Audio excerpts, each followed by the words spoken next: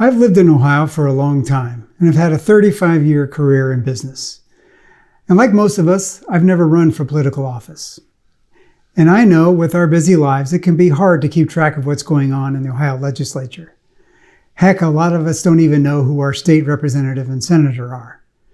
So here's some information about voting in Ohio.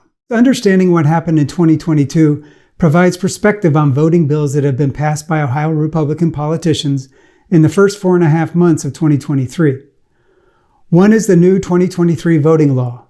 Among other things, that law eliminated early voting on the Monday before the election when tens of thousands of people have historically voted, mostly Democrats. And it requires a government picture ID to vote, most commonly a driver's license. Republican leaders claimed that a picture ID was needed to ensure election integrity, but no evidence of voter fraud was provided.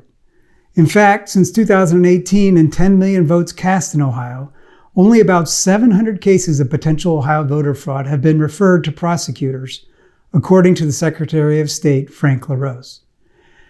And if you are doing the math, 700 cases of potential voter fraud out of 10 million votes is equal to 0.007%. Compare that 700 to what the Ohio Bureau of Motor Vehicles says are 1 million people in Ohio with a suspended driver's license. And if you don't have an active driver's license, according to the new voting law, you are one of up to more than 1 million people now at risk of not being able to vote. The biggest reason for suspended licenses is for not having proof of insurance, but it can also be for unpaid ticket fines and fees, too many points, or maybe you can't afford the license reinstatement fee that can be hundreds of dollars.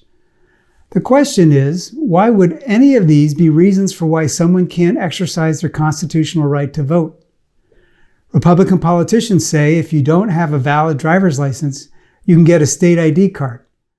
But to do that, you need to find documents like a birth certificate, original Social Security card, marriage certificate, and divorce decree, and bring them to the Bureau of Motor Vehicles and wait in line to get a state ID card.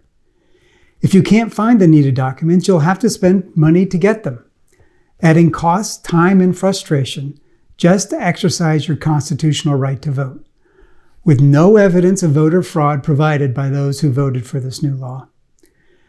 In a state with only 8 million registered voters, putting up to 1 million voters at risk can have a huge impact on elections. To give you an idea, races for Ohio governor, the Vance-Ryan election, and both Obama wins were decided by 270,000 votes or less.